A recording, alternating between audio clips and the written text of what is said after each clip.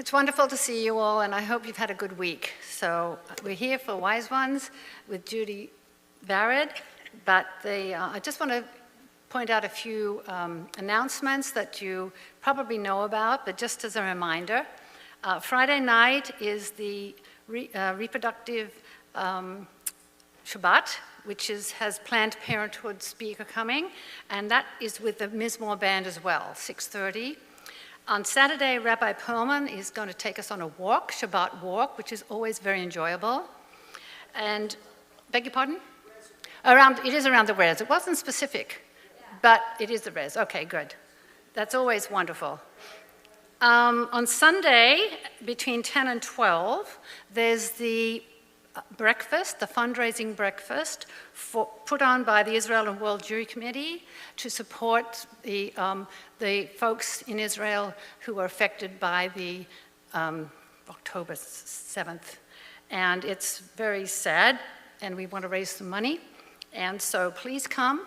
If you can still RSVP till tomorrow, the 21st. And, don't forget, in the afternoon, Friday's the 21st. Yes. Tomorrow's the 21st. Yeah, no, it's Friday. Friday, not tomorrow. Tomorrow's the 20th. You're right. Sorry about that. Later on Sunday at 4 p.m. is a Bay Area choral concert. And this is going to be absolutely wonderful. There are 70 singers from different Bay Area What's that? 73 people participating, absolutely amazing. From a lot of congregations, Shabbat music, Cantor-Corn, and I think there are 6 other cantors are coming. So that will be an amazing experience for everybody.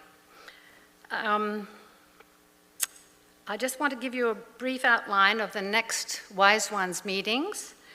In March, we have Cantor-Corn again. You'll see him on Sunday, you'll see him next month. And that's the 19th, Wednesday the 19th. It's always a third Wednesday. And he is going to present some music about the holidays in anticipation of Passover.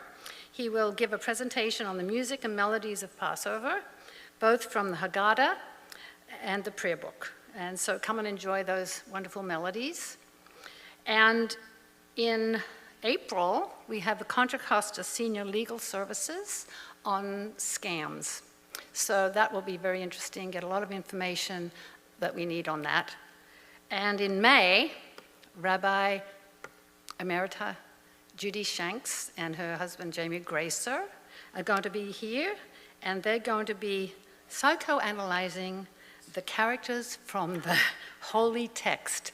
That should be amazing. So spread the word. If friends of yours who don't usually come, Rabbi Shanks is amazing, was here for so long, we just love her, and her husband too, so that should be wonderful. Joyce Plum is here, is our engagement and programming lady, and she's going to tell us about the Out and About series.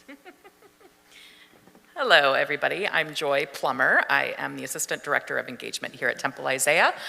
And I have the privilege of doing programming for Wise Ones Out and About, our active senior leg of this group. And on February 26th, which is next Wednesday, we still have 4 tickets left for the movie called Bad Shabbos at Pleasant Hill Century 16. Buy them through me. Buy them through Temple Isaiah. We already have a block of tickets. We have a block of 40 tickets, and we've sold 36. So there still are 4 tickets left. They're $15 a piece, and it is promised to be a very funny movie. From all reports, it's very funny and not to be missed. In March 23rd, our Wise Ones Out and About program takes us to San Francisco to Davies Symphony Hall for a performance by the Israeli Philharmonic. And that is being coordinated through B'nai Shalom in Walnut Creek. Right? So if you would like more information, you're welcome to find me on our website or email me, but I'm going to send you along to someone at B'nai Shalom for that information. Today, after this meeting at 2 o'clock, we have a Wise Ones Out and About Planning Committee meeting. So if you would like to participate in that, we're going to be brainstorming ideas for programs for the end of this year and and next year as well. So if you have ideas you want to contribute, we are happy to take them. You're welcome to participate in our meeting at 2 o'clock today in the adult lounge in the Temple House downstairs. So thank you, enjoy your talk today, and I will see some of you later at 2 o'clock. Thank you, Joy. There's always a lot going on here, and just following up from that, we've been doing the Wise One Speaker Series. This will be our 9th year, and I would love people to give us ideas. Please, you can always email me at jtresnewski@hotmail.com or Julie Bell. Julie Bell couldn't be here today, she's in London. Well, that's wonderful, yes. She'll be here next month, and she's always around Temple. And you can always, when I'm here, you can always give me an idea, and we can put it together. We'll probably have a meeting in the next month or two. So please feel welcome to give us any ideas you have, okay? And before we start with Judy, I want to say a prayer. And Julie has always been a helper, and a lot of us here are helpers in a lot of different ways, with our family, our friends, in the Angel Network, and doing a lot of different things to support each other. So here is a prayer. It's from Where Healing Begins, on the Mishkan Refuah, and here it is. May the one who blessed and led our forebearers give countenance unto those who provide help for the ill and troubled among us. May they be filled with fortitude and courage, endowed with sympathy and compassion, as they give strength to those at their side. May they fight against despair and continue to find within themselves the will to reach out to those in need. And in their love of others, may they feel the blessing of community and the blessing of renewed faith. So with that, I just wanted to introduce Judy Vared. She's been very much associated with Temple Isaiah, and she has a degree in psychology. She's worked at the Rotlinger. She's done a lot of many and very different things to help people. And here she is today to talk about her outreach and education program with Connected Horse. She is an amazing lady. Hopefully she'll tell her a bit about herself before she starts the program. So here we are. Judy, thank you so much for being here. And thank Wise Ones, and thank you all for coming, I guess. Thank you all. No? Thank you all. Thank you all for inviting me to be the speaker today. I grew up in Berkeley. We belonged to Isaiah for many years. Our kids are pretty active. One of our children works here at the Temple in education, and the other one is the executive director of Camp Newman. So somehow you might have interacted with the Vareds. Anyway, years ago, I used to work in communities helping people as they transitioned to a community. And I did that for many years and started out in a memory care besides the Reutlinger. When I decided to step back, the COO had just started Connected Horse. She has horses, lives in Moraga. And she asked me to help them out. They had gotten a grant. So I started in. I am not a horse person, knew nothing about horses, and I said, you gotta be kidding. And the thing is that the program had been written in Stanford back in 2015, and then they took that information and the programming and they went up to Davis, which I didn't know also is the largest veterinarian school in the world. So they went up there and they carried on the program for 4 years. They did a study and got their results back, at which time they started spreading their wings. So I came in when the wings started getting spread, And so that's basically what I've been doing. The program is based, we have 2 barns. We do not own these barns. These are gracious people who allow us to use their barns and their horses. So they're both in Pleasanton, and then we have one in Calistoga and one in Minden, Nevada. And actually on March the 2nd, we have a training for the facilitators that work in our program. They're all volunteers.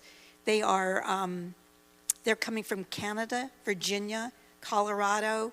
They're coming from all over. There'll be 25 people. So the word is out, and so we are growing as it goes. So here you go. What do they do with horses?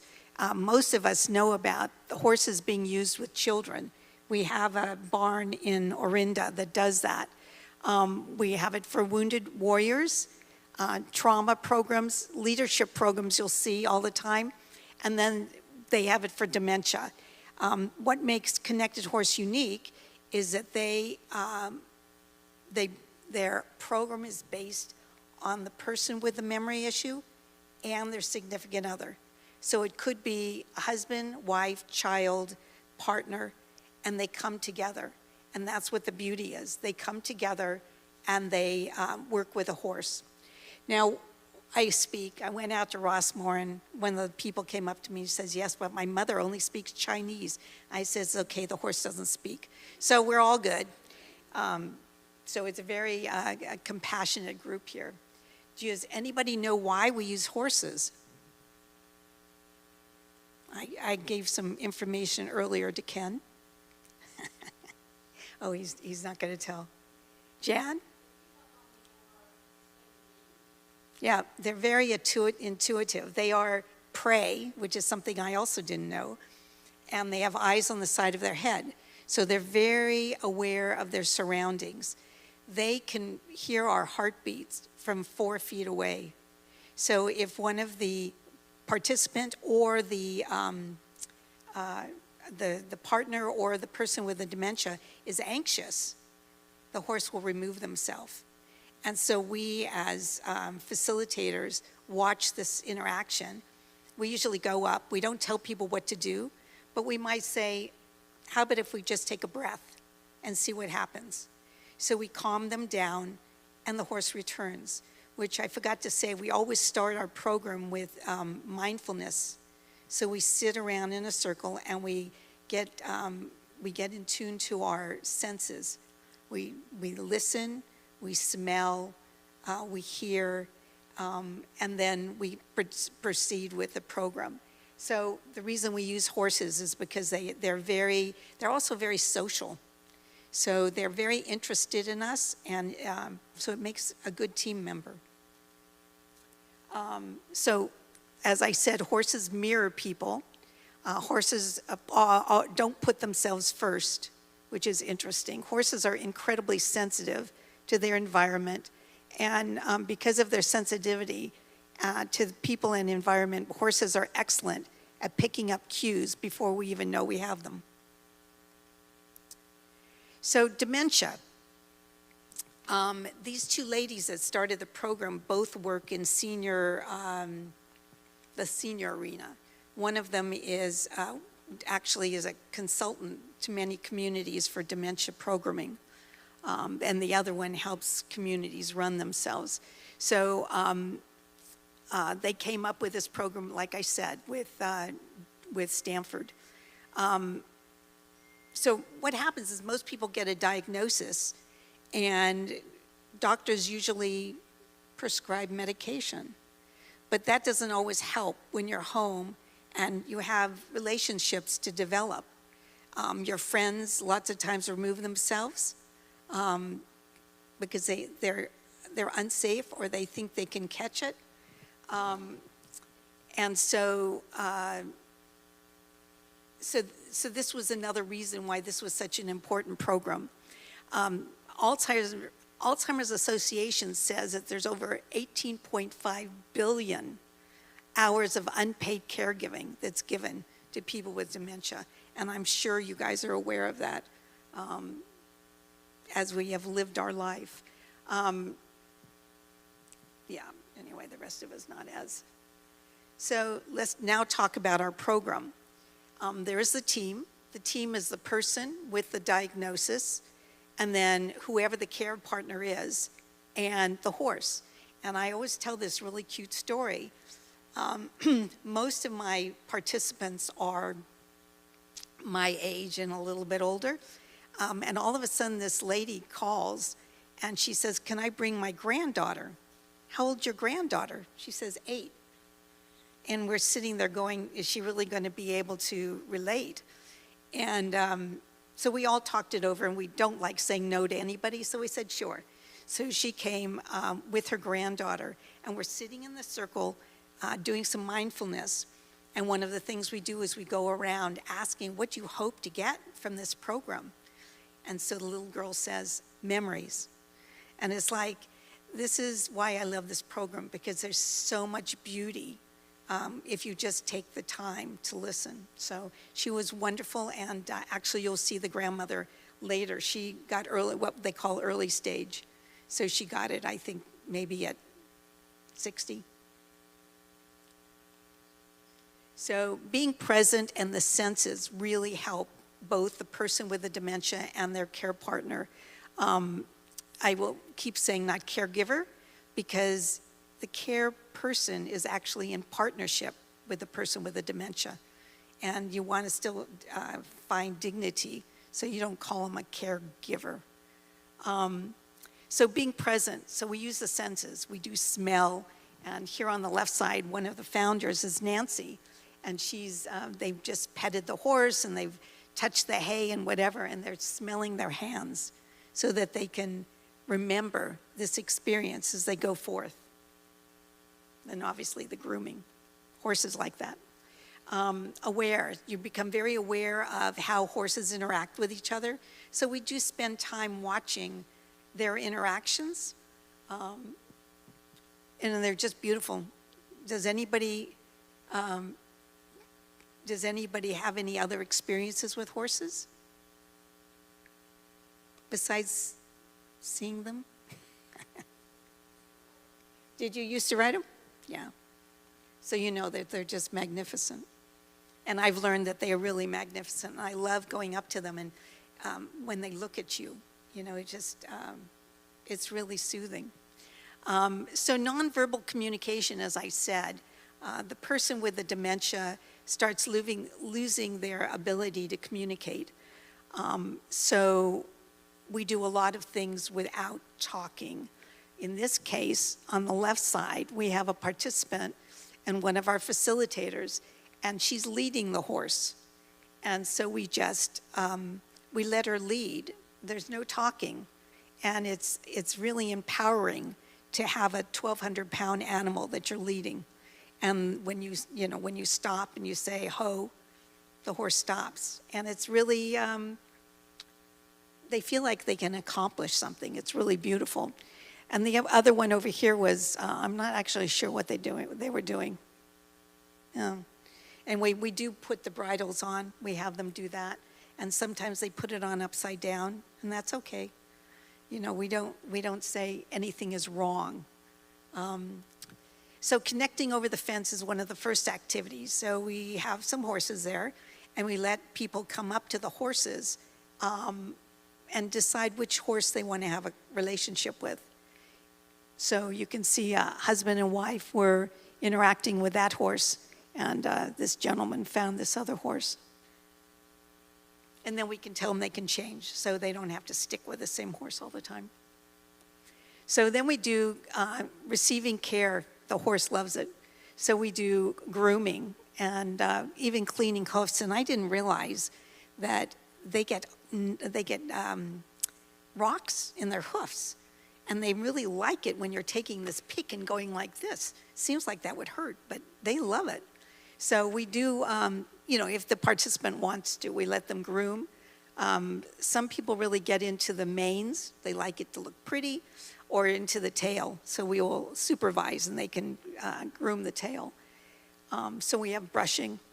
And as you can see, everybody's supervised, because number one is safety. This is one of my the parts that I love the most, and it's a relationship between the care partner and the person with the dementia. So on the left side, we had just given an activity for this husband and wife to interact with a horse. And you see that they interact with themselves also. It's just very sweet. There in the middle, it's a daughter and a mother, and I'm still in contact with them all the time. They just started petting, and they were doing it in sync. And it was so beautiful to see. It was just beautiful. And then the husband and wife, cleaning the hoofs together. So it's connecting each other and strengthening the relationship, that they can do things together and be equals. Because the horse has no clue who's got the dementia and who doesn't. That tells you a lot about all of us, huh? So the other really cool thing is that people are creating connections with other people that are going through the journey. So we have now developed something on our website. So after the workshop, they can go to the website and communicate with the people that were in their group or somebody else. And you can do it privately. They can make arrangements to meet after. So that's, you're seeing people learning how to communicate with one another. Then these are just, these are comments that people have made about our workshops.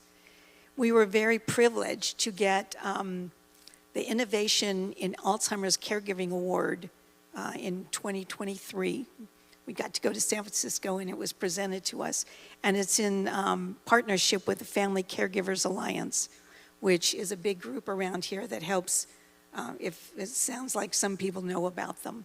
So they gave us a grant, and it was really terrific.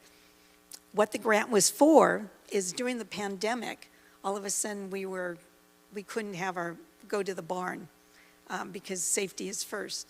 So we created these boxes with items from the barn. They have a little horse, there's a rope, there's hay, there's pellets, things for them to smell, to feel, to see. We've got questions in there. We've got pictures of horses. And what we've been doing is going around to communities. This happened to be at the Alzheimer's Services of the East Bay. And this is one of the people that works with us, Val. And she was working with these people going over just activities that had to do with horses. And they love it.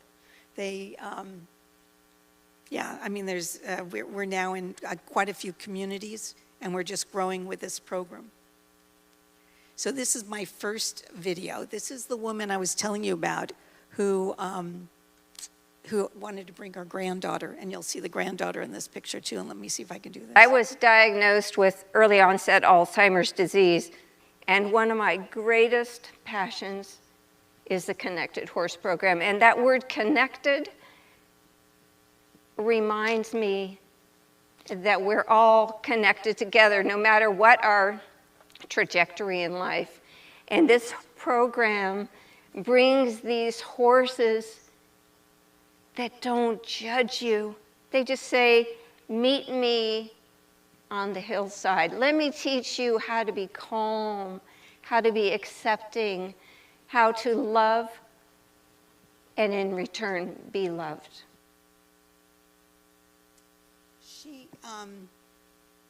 She met her husband at 14. So her husband was next to her, but he couldn't come for the first 2 times.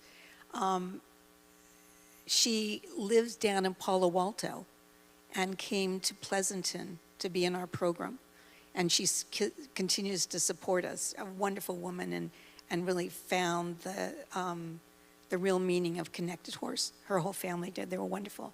Now I'm going to go on to another one that was sent to us from UC Davis when we were doing it. And I always say this is my tearjerker. So here's this one.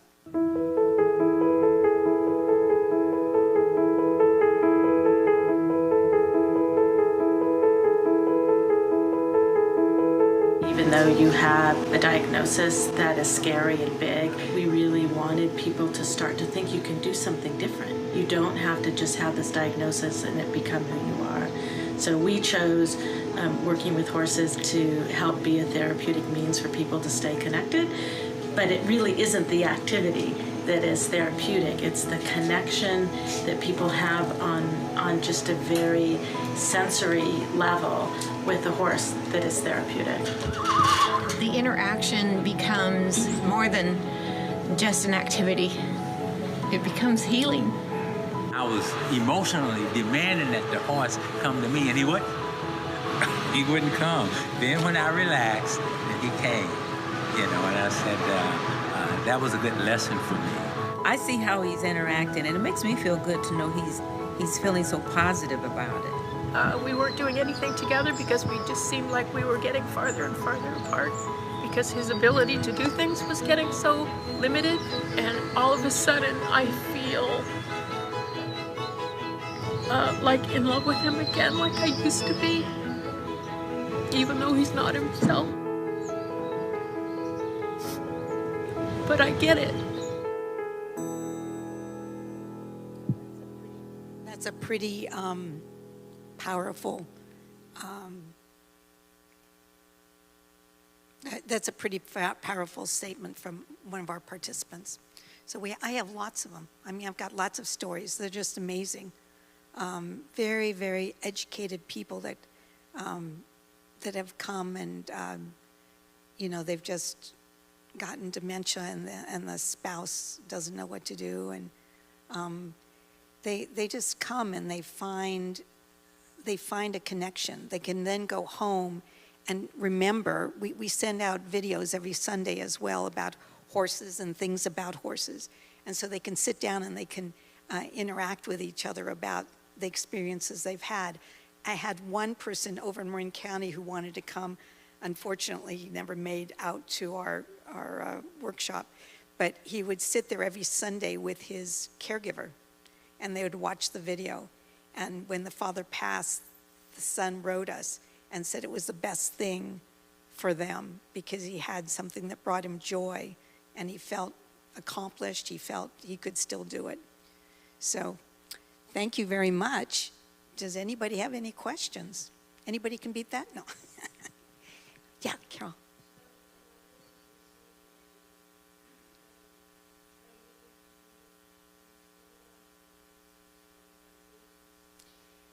Good question. So the question is, do these horses get any training? We were working out of the barn in Orinda, who works with kids, and they have to be very particular because kids get on the horses and whatever. And I find them not as open to wanting to meet them because they go, you know, I'm tired now, leave me alone. You know, you can't blame them. Our horses, surprisingly enough, really want to interact with us. They are usually owned by kids who like to show them. And so lots of times they take off. So what we do is we come to the barn a couple hours early, and we check out the temperament of everybody. We know them all. And so there's some days that some go, nah, leave me alone. And some days they really look like they're very curious what's going on. So the answer is no, they're not trained. And I think that's actually the beauty of the program, if they're not trained, because they're more interested in us.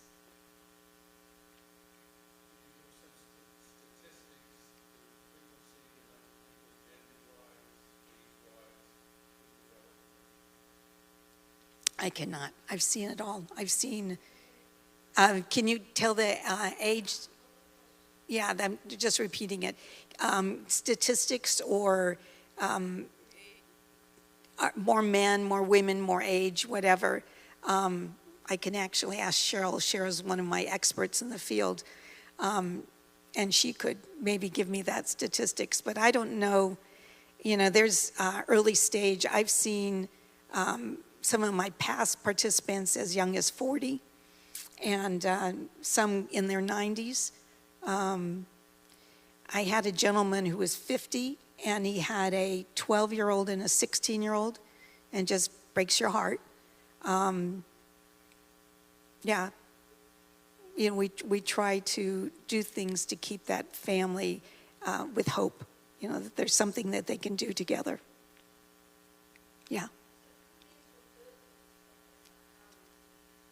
How do I get referrals? Anybody got somebody? We all know somebody with dementia. And, I work with Cheryl a lot. Cheryl's got a number of residents that could have dementia. So I'll bring it up. It's free. So, it's the best job I've ever had because we're always charging everybody. And these are people that obviously have enough expenses. They shouldn't have to pay for this. So we're a nonprofit. We always do fundraising, and donations are gratefully accepted. So I go out a lot. I do a lot of networking, and people have gotten to know me by now. And so I will constantly be saying, if you know somebody that could benefit from this program, just give me a call. I have to make sure that they're ambulatory because it's unsafe at the barn. They do not ride. It's on the ground. If somebody can't stand for any period of time, we have volunteers that follows them with a chair. So we do everything to make it comfortable for everybody and not make a big deal about anything. But basically, my referrals come from anybody. It could be, I'm trying to think. I always say that placement agents should be a good source. They don't always do it because they're busy with themselves, but people are moving out of their house for a reason. Oftentimes it has to do with memory. So just tell them that they can, that there's this program that they could be doing. So yeah, just go around and around. But anybody here. And if you know somebody, just tell the other person, and we're always open. Yeah. Nope. No, our hope, this has been around since 2015, and I think the hope was that eventually, are we federally funded? No, there's a grant, a nonprofit grant that gives us money in Alameda County. Yeah, but we're always going out looking for money. It's the fun part about this job. Yeah, I wish we were. And now it'd be really questionable. Not relying on it. Any other questions? Yeah? No. Correct. So these are privately owned barns, and people lease space at the barn, and they are very gracious to let us use their horses. I mean, we have horse handlers and we have facilitators, and the horse handlers make sure that the horse is safe and that the participants are safe, and the facilitators try to carry on the program. So if somebody is having a hard time getting that horse to come to them, they will, like I said, go up to them and say, maybe we should take a breath and see what happens. Give them suggestions, but we never tell them what to do. Like I was saying, they put on these halters, and you show them how to do it and everything, and all of a sudden they put it on upside down, and it's the horse doesn't get upset. Lots of times they'll show you, what you're supposed to be doing.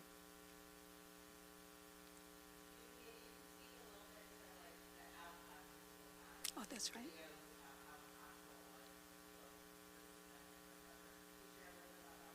Thank you very much, because that was something I've left out, and I normally say it. What the studies have shown is that it helps alleviate anxiety and depression. And I think we as a society forget at how much anxiety and depression caregivers have. We're always so focused on the people with the dementia, which is rightfully so. But as it said before, there's so many hours, family hours put into caring for our loved ones. So, yeah, you could just see, I mean, this one couple we had for a number of years, and they would laugh, you know, and it was just they just enjoyed it. They just loved coming. They came a number of times. Yeah, there's a lot of joy in it for a very difficult topic. Did I answer that well enough? Okay. All right, anybody else? Jan?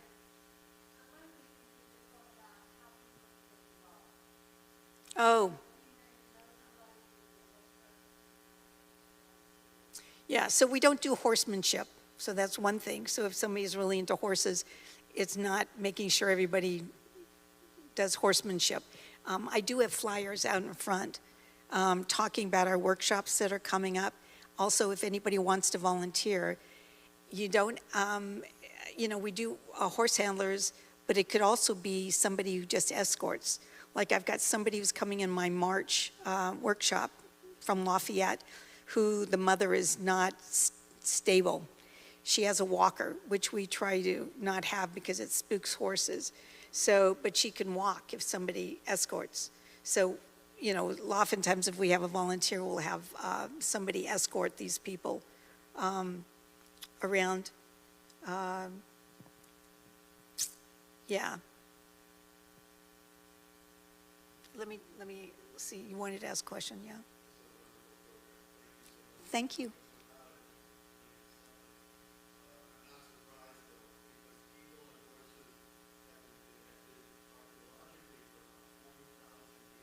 Yep.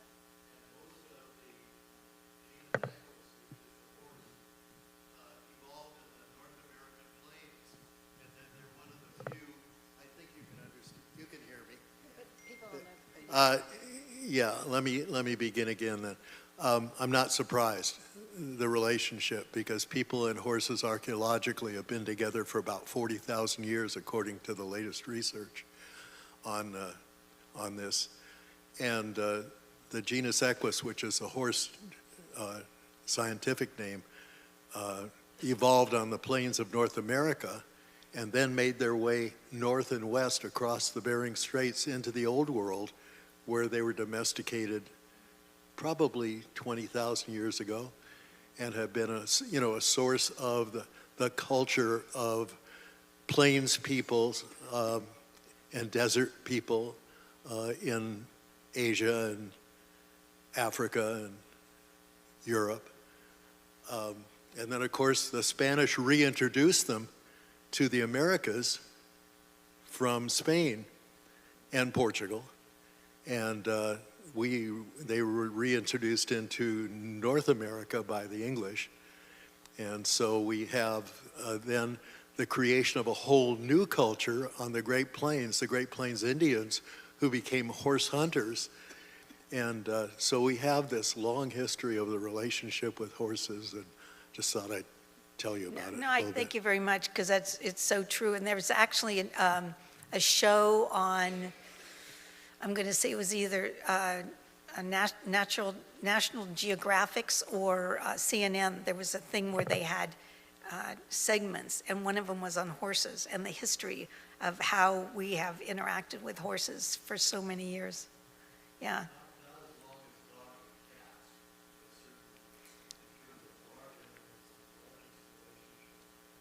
Do you know why we use horses?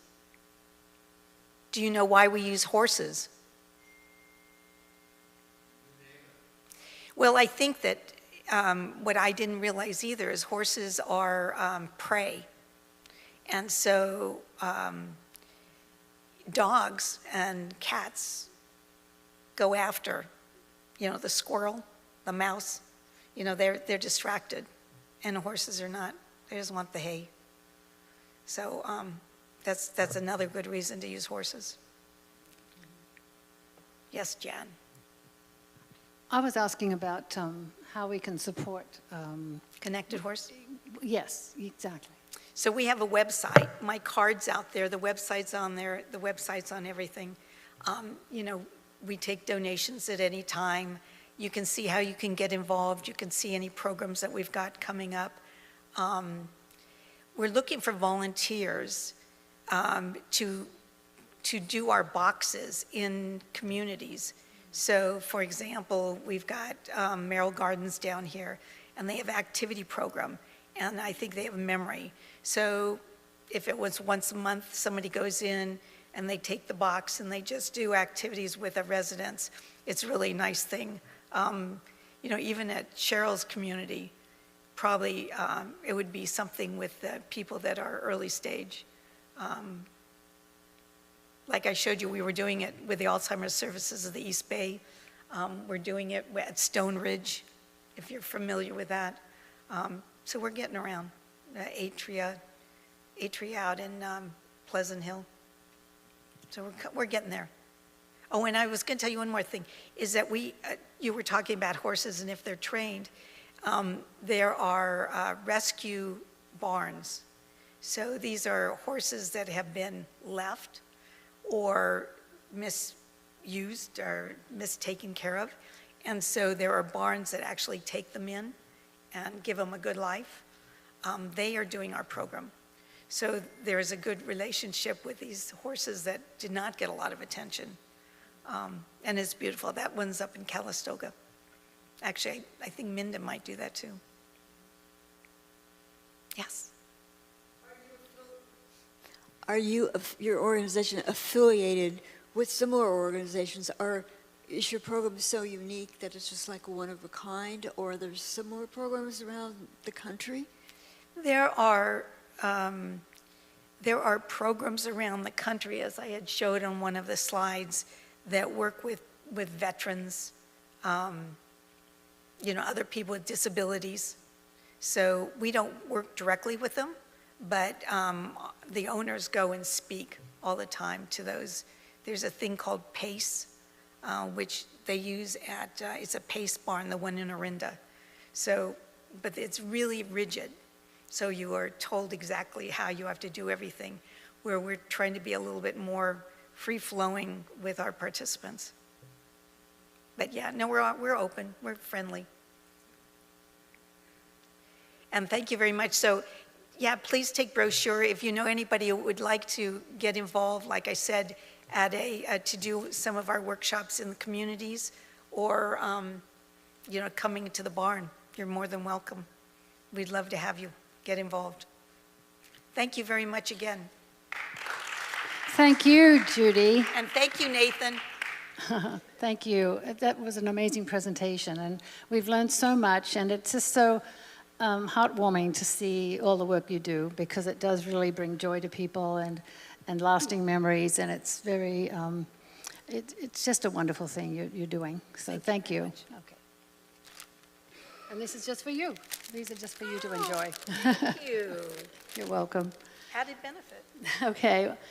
Good to see everybody today. Wonderful. And I hope you come next month and have a good week. If there's anybody who wants to talk to me about ideas for any programming, just talk to me now, because I'm right here. Thanks a lot. Bye-bye.